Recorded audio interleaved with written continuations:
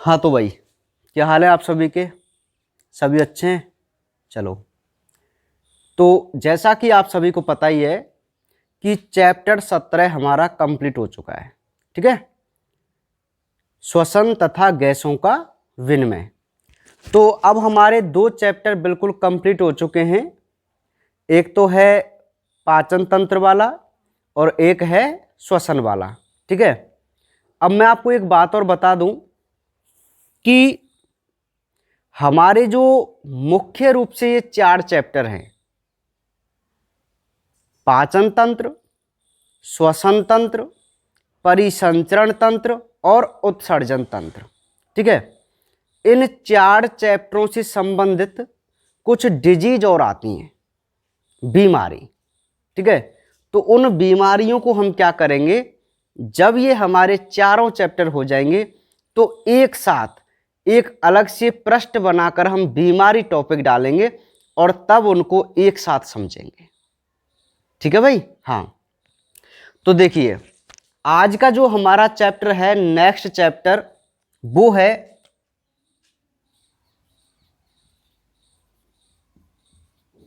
शरीर द्रव तथा परिसंचरण। यह है हमारा नेक्स्ट चैप्टर, चैप्टर 18, शरीर द्रव तथा परिसंचरण।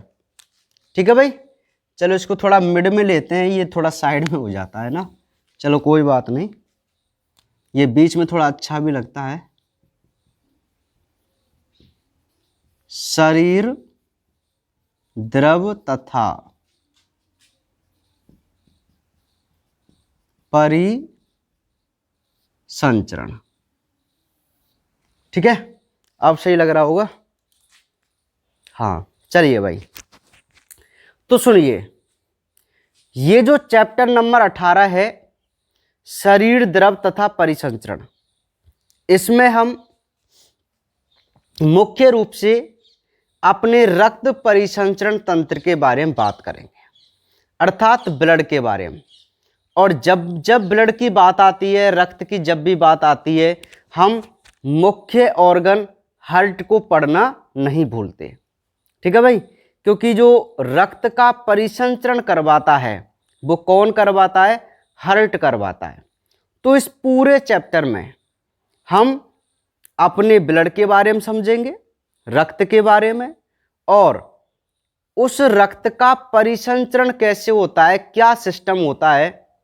तो हार्ट हार्ट जो है, उस पूरी मैकेनिज्म को हम इस चैप्टर के अंदर समझने की कोशिश करेंगे। ठीक है भाई? हाँ, चलिए, तो देखिए, सबसे पहले पॉइंट लिखो आप,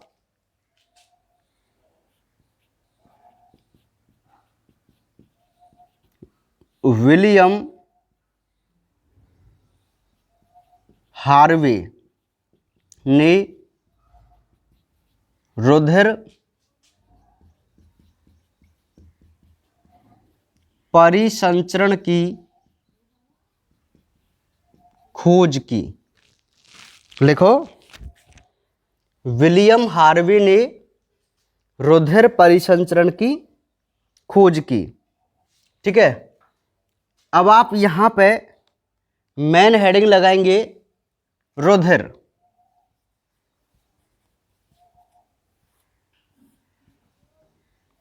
ब्लड, रुधिर हेडिंग लगा ली। इसमें लिखो, यह एक तरल संयोजी ऊतक है। नेक्स्ट, इसका पीएच 7.4 होता है, या आप इसकी चाहें तो, हाँ चलो कोई दिक्कत नहीं है, ऐसे लिख लो, इसका पीएच 7.4 होता है। इसका निर्माण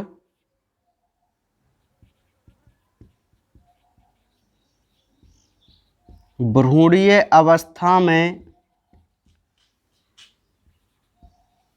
यकृत तथा वयस्क अवस्था में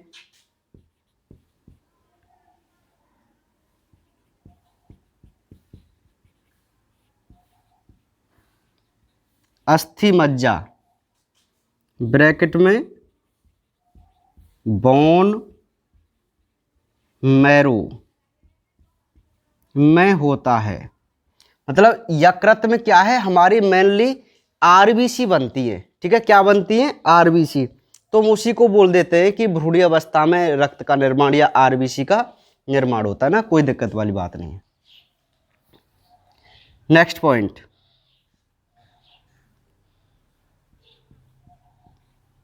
इसकी मात्रा स्वस्थ व्यक्ति के शरीर में 5 से 6 लीटर होती है। अर्थात मानव शरीर वजन का 7 से 8% होती है। ठीक है, निर्माण हो गया, पीएच हो गया, है ना, इसकी मात्रा हो गई, तरल संयोजी ऊतक हो गया। तो यही मोस्ट पॉइंट है आपके ब्लड की हिस्ट्री के बारे में। हाँ ठीक है भाई, तो ये पॉइंट आपने लिख लिए, नोट कर लीजिए इनको आप। ठीक है, चलिए लिख लिए, समझो इनको ध्यान से। देखो रक्त की यदि हम बात करें तो जो रक्त होता है एक प्रकार का तरल संयोजी ऊतक होता है। ठीक है, संयोजी ऊतक का क्या मतलब होता है, संयोजी ऊतक जिसको हम कनेक्टिव टिश्यू बोल के चलते हैं, इंग्लिश में क्या बोलते हैं, कनेक्टिव टिश्यू। तो संयोजी ऊतक का मतलब होता है कि ऐसा ऊतक जो बहुत सारे अंगों को एक साथ जोड़ के रखता हो, उसे हम संयोजी ऊतक कहते हैं। या मतलब किन्हीं भी संरचनाओं को आपस में जोड़ने का जो ऊतक कार्य करता है उसे हम कनेक्टिव टिश्यू बोलते हैं ना। तो हमारा जो रुधिर है वो तो भाई बहुत सारे ऑर्गन से जुड़ा हुआ होता है ना। तो एक प्रकार का कैसा ऊतक है ये, कनेक्टिव टिश्यू है। ठीक है, सेकंड बात, इसका पीएच जो होता है वो होता है 7.4। कितना होता है, 7.4। अब एक बात और समझो कि धमनी में और शिरा में, धमनी और शिरा आप सभी जानते हैं, और नहीं भी जानते तो मैं आपको बता देता हूं। हमारे शरीर में 3 प्रकार की रुधिर वाहिनियां होती हैं। अभी हम इस चैप्टर में पढ़ेंगे ही वैसे। एक होती है धमनी, एक होती है शिरा, और एक होती है केशिका। ठीक है, तो जो धमनी होती है उसमें तो शुद्ध रक्त प्रवाहित होता है, और जो शिरा होती है उसमें अशुद्ध रक्त प्रवाहित होता है, और जो केशिका होती है उस केशिका में O2 और CO2 का आदान प्रदान होता है। मतलब शुद्ध रक्त में से ऑक्सीजन निकलेगी, ऊतक में जाएगी, और ऊतक से CO2 आएगी, तो वो केशिका में ही आएगी। ठीक है, तो जो धमनी होती है उसका पीएच तो होता है 7.2। ठीक है, और जो शिरा होती है उसका पीएच होता है 7.6। तो इसलिए इस पूरे ब्लड का जो पीएच है वो एवरेज कितना आता है, 7.4 आता है। ठीक है, तो इसका पीएच बहुत इंपॉर्टेंट है कि रक्त का पीएच कितना होता है, तो आपको याद रखना है 7.4 होता है। नेक्स्ट बात, इसका निर्माण। तो रक्त के निर्माण की यदि हम बात करें, जैसे कोई छोटा बच्चा होता है तो भ्रूण जब वो गर्भ में होता है, यूट्रस में होता है, माँ के गर्भ में होता है ना, तो उस समय उसके अंदर जो ब्लड है यकृत, प्लीहा, थाइमस आदि में बनता है। लेकिन वयस्क अवस्था में जो ब्लड का निर्माण होता है वो हमारी अस्थि मज्जा में होता है, बोन मैरो। अब ये क्या चीज है बोन मैरो?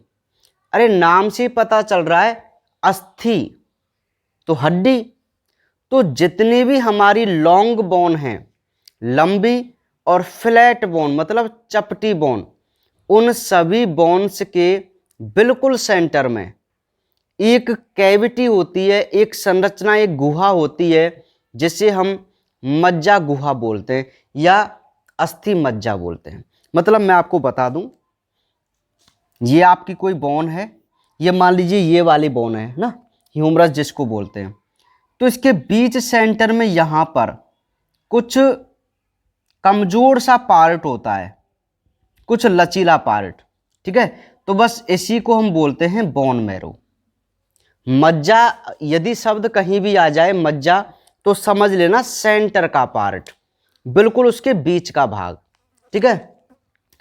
तो वयस्क अवस्था में जो रक्त का निर्माण होता है वो बोन मैरो में होता है।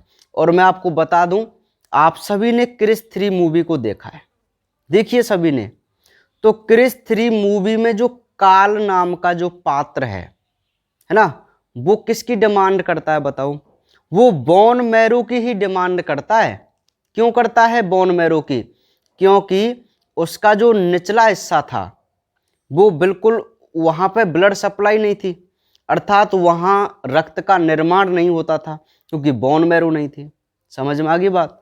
तो यदि उसको बोन मैरो मिल जाती तो उसकी बॉडी में रक्त का निर्माण होता और उसके जो ऑर्गन्स थे, निचला जो पार्ट था, वो बिल्कुल एक्टिवेट हो जाता। क्योंकि हम जो ये सारे कार्य कर रहे हैं ना, ये जो हमारे हाथ पैर मूवमेंट कर रहे हैं, ये ब्लड की वजह से कर रहे हैं। समझ में आ गई बात? तो ये वही बोन मैरो है भाई, है ना भाई। चलिए नेक्स्ट बात आती है इसकी मात्रा की, कि रुधिर कितना होता है हमारी बॉडी के अंदर। तो मैं आपको बता दूं कि एक स्वस्थ व्यक्ति के शरीर में, एक स्वस्थ व्यक्ति के शरीर में रुधिर की मात्रा 5 से 6 लीटर होती है। अर्थात मानव शरीर वजन का कितने परसेंट? 7 से 8%। देखो अब मेडिकल लाइन में क्या है, ऐसा तो है नहीं कि कोई बहुत मोटा व्यक्ति हो जिसमें 200 केजी वजन हो, है ना, 1.5 से 200 केजी वजन हो, तो उसके वजन का 7 से 8% निकालें तो भैया बहुत बनता है, 14-15 लीटर बनता है। अब इतना ब्लड थोड़ी होगा, ब्लड तो मात्र इतना ही होता है, 5 से 6 लीटर। तो मैं आपको बता दूं कि उसके क्या मापदंड हैं, या स्वस्थ व्यक्ति हम किसको मान के चलते हैं।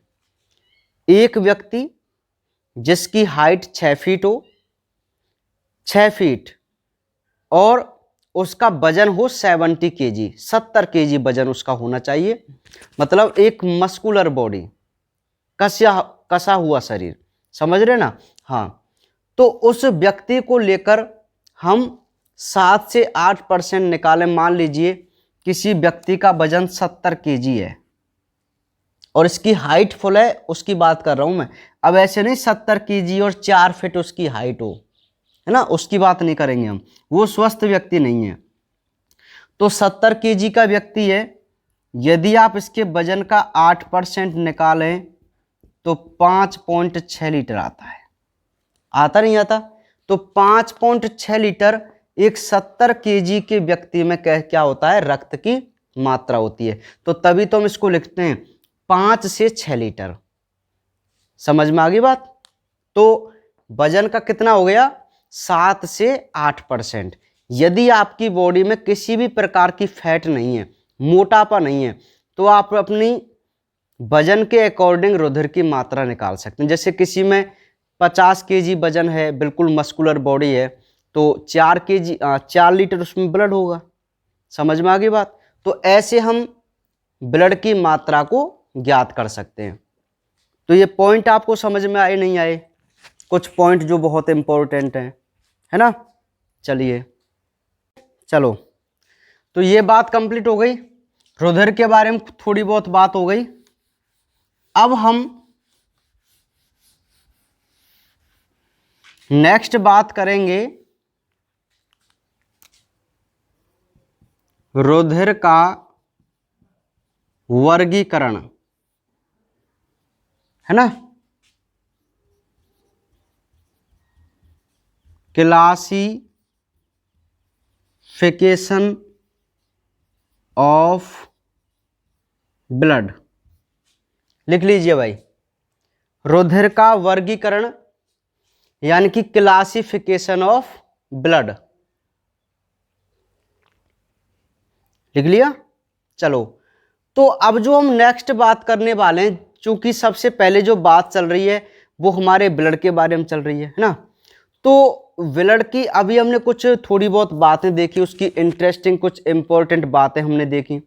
अब हम ये देखना चाहते हैं कि जो ब्लड होता है इसका क्या क्लासिफिकेशन है, इसको कैसे हम वर्गीकृत करें, इसके अंदर कौन कौन से और ऑर्गन्स या पार्ट या संरचनाएं इंक्लूड होती हैं। ठीक है, तो ये क्लासिफिकेशन आपके लिए बहुत इंपॉर्टेंट है, आप ध्यान से समझते चलना केवल, है ना। तो देखिए, सबसे पहले हम बात करें रुधिर की। ठीक है, तो रुधिर को दो भागों में डिवाइड किया गया है। एक होता है रुधिर में प्लाज्मा और एक होता है रुधिर में रक्त कणिका। ठीक है भाई, ये दो भाग होते हैं ब्लड के। चलो इसको हम डिफरेंट करके लिखेंगे।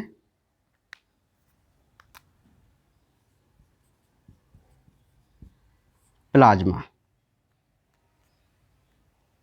ठीक है, तो प्लाज्मा जो होती है वो होती है 55%।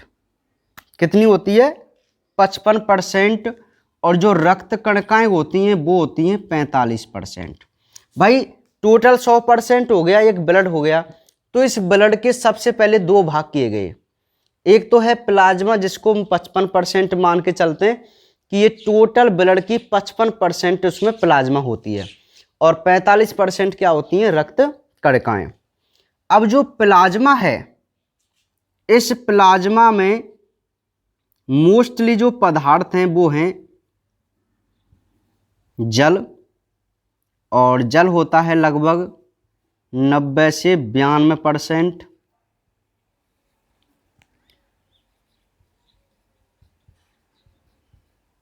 कार्बनिक पदार्थ, अब ये जो कार्बनिक पदार्थ हैं मोस्टली मैं आपको बता दूं, प्रोथ्रोम्बिन,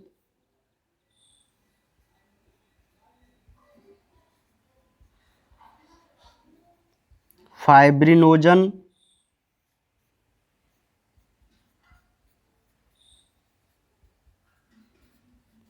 ग्लोब्यूलिन,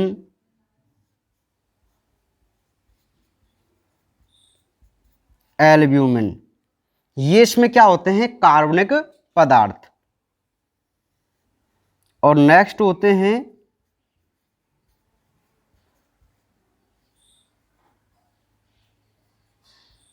अकार्बनिक पदार्थ। अकार्बनिक पदार्थ में मोस्टली जैसे सोडियम है, कैल्शियम है, पोटेशियम है, ये आदि पाए जाते हैं। ठीक है, तो ये तो बात हो गई भैया प्लाज्मा की, है ना। अभी मैं आपको समझा दूंगा। उधर हम बात करते हैं रक्त कणिकाओं की। तो देखिए, रक्त कणिकाएं हमारी तीन प्रकार की होती हैं। एक होती है आरबीसी, एक होती है डब्ल्यूबीसी, एक होती है प्लेटलेट्स। ठीक है, तो आरबीसी और प्लेटलेट्स का कोई डिवाइडेशन नहीं है, डब्ल्यूबीसी का डिवाइडेशन है। इसको हमने दो भागों में डिवाइड किया है। एक है कणिका युक्त, जिसको बोलते हैं ग्रेन्यूलोसाइट, और इधर है कणिका रहित, जिसको बोलते हैं ए ग्रेन्यूलोसाइट। अभी अच्छा आपको दिखाई दे रहा है क्या यहाँ पे, कहीं मैं ऐसे ही बना रहा हूँ? हाँ क्लियर दिखाई दे रहा है, कोई दिक्कत नहीं है ना। अब ये जो कणिका युक्त है इसके भी 3 भाग हैं। मैं इसको डायरेक्ट ऐसे लिखूंगा, ऐसे, ये सही रहेगा, थोड़ी जगह कम है ना, आ जाएगा। तो सबसे पहली है न्यूट्रोफिल, दूसरी है इयोसिनोफिल, और तीसरी है बेसोफिल। इधर कणिका रहित की मैं बात करूं तो ये भी 2 प्रकार की, एक है मोनोसाइट और एक है लिम्फोसाइट। ठीक है, तो ये है भाई रुधिर का पूरा क्लासिफिकेशन। एक बार आप 1 मिनट का 2 मिनट का आपके पास समय है, सारी चीजों को बिल्कुल इसी प्रकार आप नोट कर लीजिए, बहुत इंपॉर्टेंट है ये वर्गीकरण। तो नोट कीजिए पहले आप इनको आराम से।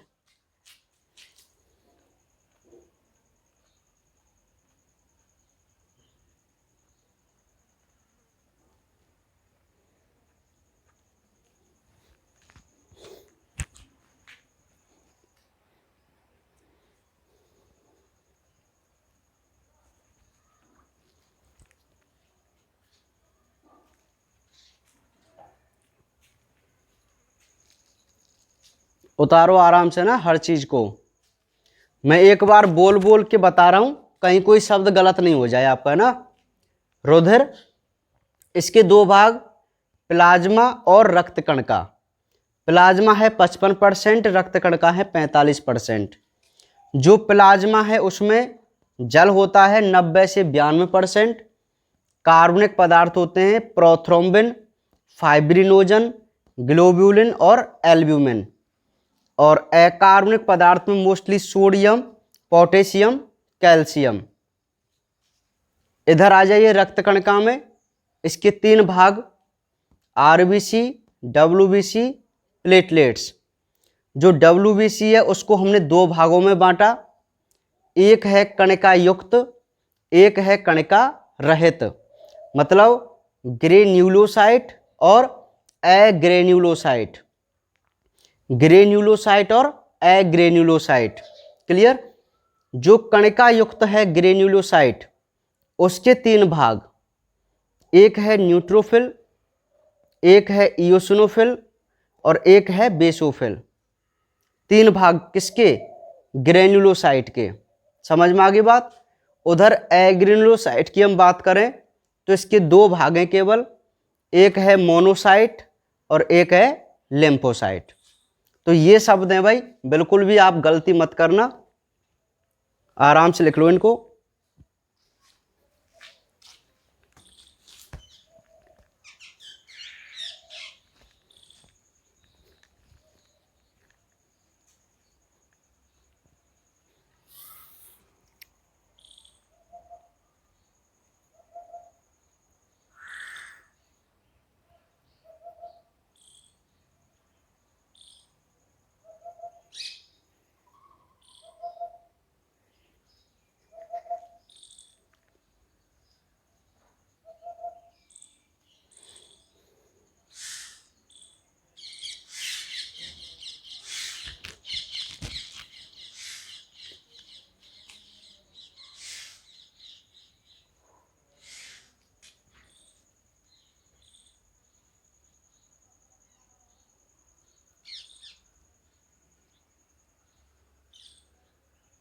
लिख लिए?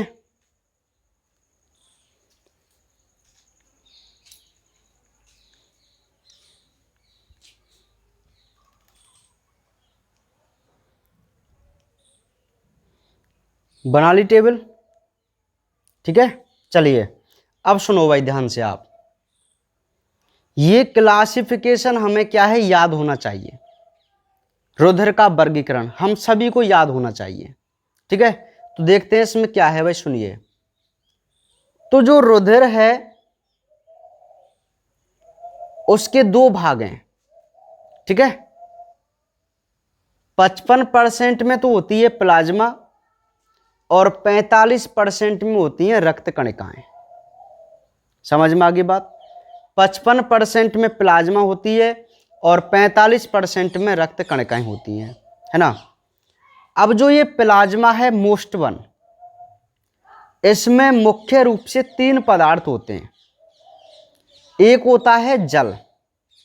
अब ये जो जल वाली बात है, ये नीट एग्जाम में कई बार क्वेश्चन के रूप में आ चुकी है कि प्लाज्मा में कितने % जल होता है, प्लाज्मा में कितने % जल होता है। तो उसका आंसर है 90 से 92%, 92%।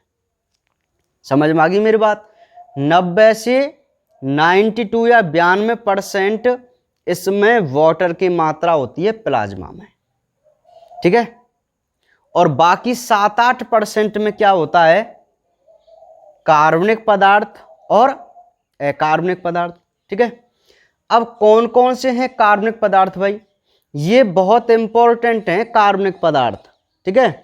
आगे आपको काम आएंगे जब मैं आपको एक प्रक्रिया बताऊंगा, एक क्रिया विधि रुधिर स्कंदन की, ब्लड कोगुलेशन की, मतलब कि रुधिर का थक्का कैसे जमता है। तो मैं आपको बता दूं, रुधिर का थक्का जमाने में हमारे प्लाज्मा के जो कार्बनिक पदार्थ हैं वही मेन भूमिका निभाते हैं, ठीक है।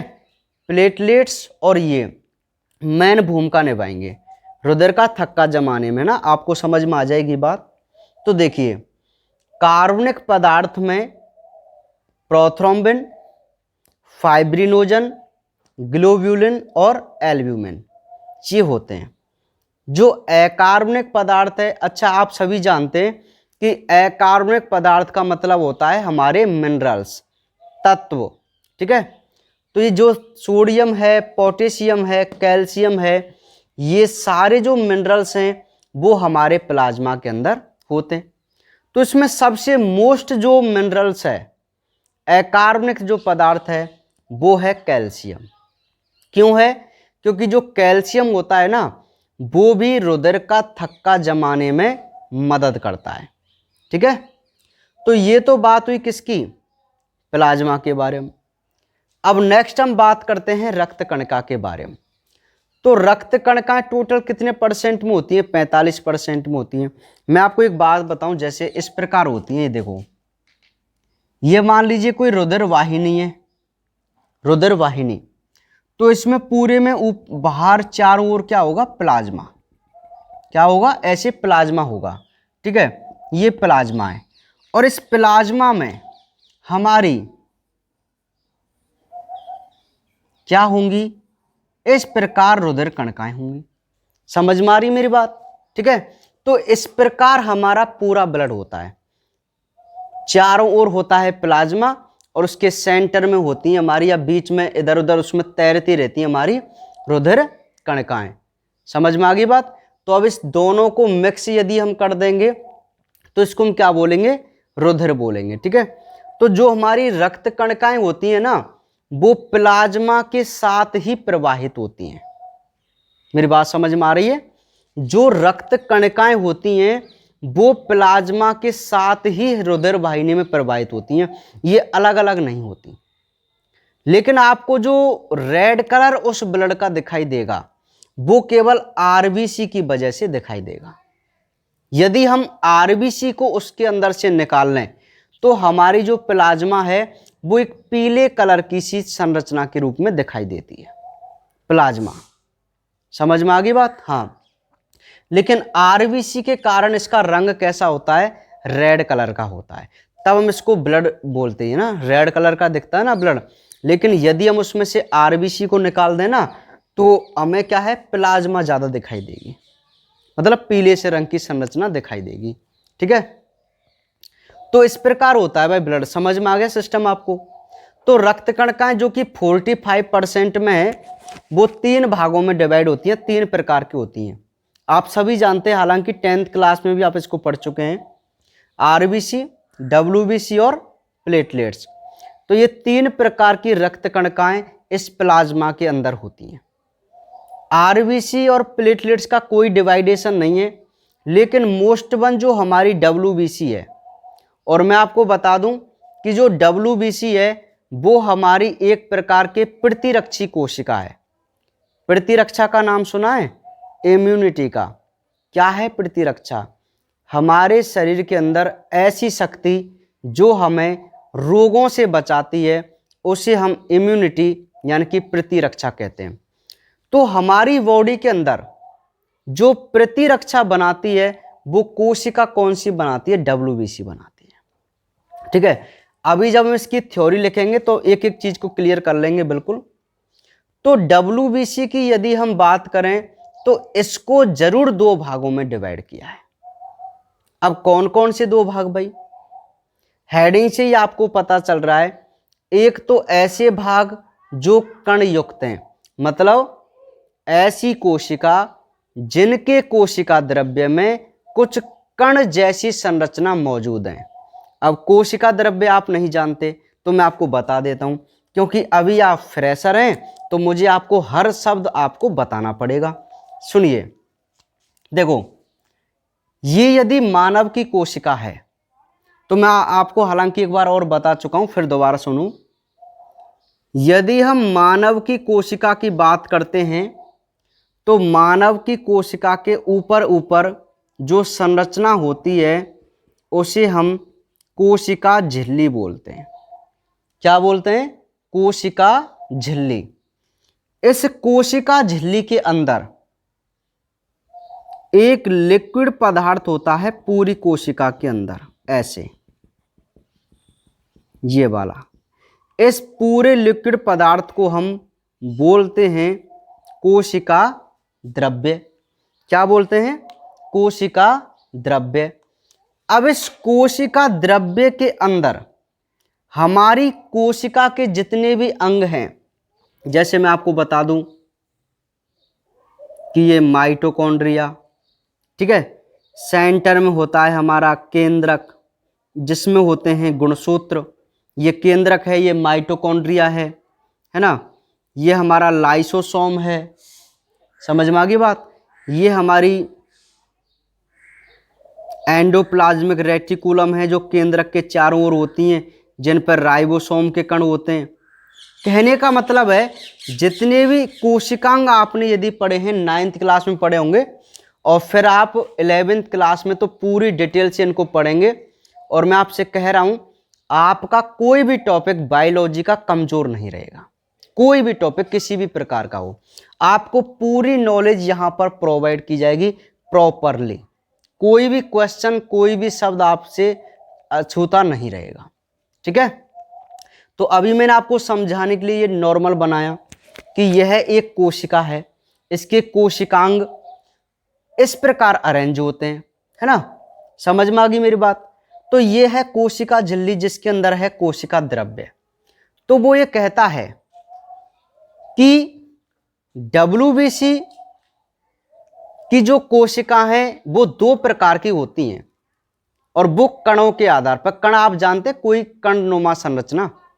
तो कुछ कोशिका तो ऐसी होंगी कि इनके ये कोशिकांग तो पूरे होंगे लेकिन इनमें कोई ऐसी कण जैसी संरचना, है ना, ऐसी कण जैसी संरचना होगी। तो जिन कोशिकाओं में कण जैसी संरचना होगी वो तो होंगी ग्रेन्युलोसाइट, और जिन कोशिकाओं में कोई कण नहीं होंगे वो होंगी एग्रेन्युलोसाइट। ठीक है, ये कण बहुत इंपॉर्टेंट हैं। जब मैं इनकी थ्योरी आपको लिखाऊंगा तब आपको हर चीज समझाऊंगा। ठीक है, हाँ। तो डब्ल्यूबीसी का जो पहले क्लासिफिकेशन किया गया वो कोशिका द्रव्य में उपस्थित कण के आधार पर किया गया। तो एक तो होती हैं जिनमें कण होते, एक होती हैं जिनमें कण नहीं होते। ठीक है, अब जिनमें कण होते हैं वो 3 प्रकार की थी। अब कौन कौन सी भाई? एक तो है न्यूट्रोफिल, एक है इयोसिनोफिल और एक है बेसोफिल। समझ में आ गई बात। ये 3 प्रकार की ऐसी कोशिका हैं डब्ल्यूबीसी की जिनके कोशिका द्रव्य में कुछ कण जैसी संरचनाएं पाई जाती हैं। ठीक है। उधर हम बात करें कणिका रहित की, तो कणिका रहित में दो कोशिकाएं हैं, एक है मोनोसाइट और एक है लिम्फोसाइट। तो ये दो ऐसी कोशिकाएं हैं जिनमें किसी भी प्रकार की कण जैसी संरचना नहीं होती। तो इस प्रकार हमारे WBC का क्या है, ये क्लासिफिकेशन। और मैं आपको बता दूं कि न्यूट्रोफिल और मोनोसाइट, न्यूट्रोफिल और मोनोसाइट ये दो ऐसी कोशिका होती हैं जो हमारी बॉडी के अंदर जो जीवाणु होते हैं ना, जो बाहर से आ जाते हैं, उनको मारकर खाने का काम करती हैं। कौन? न्यूट्रोफिल और मोनोसाइट। जबकि हमारी मोस्ट वन लिम्फोसाइट यही एकमात्र कोशिका है जो हमारी बॉडी के अंदर प्रतिरक्षा बनाती है। मेरी बात समझ में आ रही है कि जो लिम्फोसाइट आपको दिखाई दे रही है, लिम्फोसाइट यही एक ऐसी कोशिका है जो हमारी बॉडी के अंदर प्रतिरक्षा की कोशिका बनाती है। और उस प्रतिरक्षा में हमारी और मदद ये भी कोशिका करती हैं, न्यूट्रोफिल और मोनोसाइट भी करती हैं। ये सारी चीज़ें, ये बहुत इंटरेस्टिंग चीज़ें, हम जब इनकी थ्योरी लिखेंगे तो उसमें बात करेंगे। ठीक है, समझ में आ गई मेरी बात? ठीक है, तो कल से हम इनकी विद थ्योरी बात करेंगे, है ना, रक्त कणिकाओं की, कि भाई RBC क्या है, इसकी कितनी संख्या होती है ना, कितनी मात्रा क्या होता है, इसका क्या काम होता है ना, सारी चीज़ें। WBC में ये जो सारी कोशिकाएं हैं इनका क्या काम है, प्लेटलेट्स हमारी बॉडी के अंदर क्या काम करती है, ये सारी नॉलेज हम आपको इस चैप्टर में प्रोवाइड कराएंगे। ठीक है, तो यदि आप इस चैप्टर को बहुत अच्छी तरीके से पढ़ते हैं, माइंड को कंसंट्रेट करके पढ़ते हैं, तो आप इस ब्लड के जो पूरा सिस्टम है, जो आज तक आपकी समझ में नहीं आया है, वो सारी कंफ्यूजन आपकी इस चैप्टर में दूर हो जाएगी। ठीक है, कि आखिर हार्ट कैसे अपना काम करेगा, कैसे रक्त को सप्लाई करेगा, है ना, ब्लड की ये कोशिकाएं कैसे अपना काम करती हैं, सारे जो आपके कंसेप्ट हैं वो इस चैप्टर में बिल्कुल क्लियर हो जाएंगे। ठीक है, और आप क्वेश्चन भी पूछा करो कमेंट में करके, कमेंट वगैरह आप कम ही करते हैं, तो कमेंट वगैरह करके यदि आपको कोई दिक्कत आती है, किसी भी डाउट हो, तो आप वही पूछ लिया करें आराम से, है ना। ठीक है भाई, चलिए, तो ये आपको बात समझ में आ गई रुधिर के वर्गीकरण की, कोई दिक्कत नहीं है। सबसे पहले तो हमें यही बात पता होनी चाहिए कि आखिर रुधिर का वर्गीकरण कैसे किया जाता है, क्लासिफिकेशन बहुत जरूरी है। समझ रहे हैं ना आप मेरी बात को? तो आप आज के दिन क्लासिफिकेशन को ही लर्न करना, उसको समझ के उसको एक दो बार प्रैक्टिस करना, ताकि आपको ये वाला जो क्वेश्चन है वो बिल्कुल क्लियर हो जाए, है ना। क्योंकि क्लासिफिकेशन तो हम पे इसका आना ही चाहिए भाई, बहुत सिंपल है।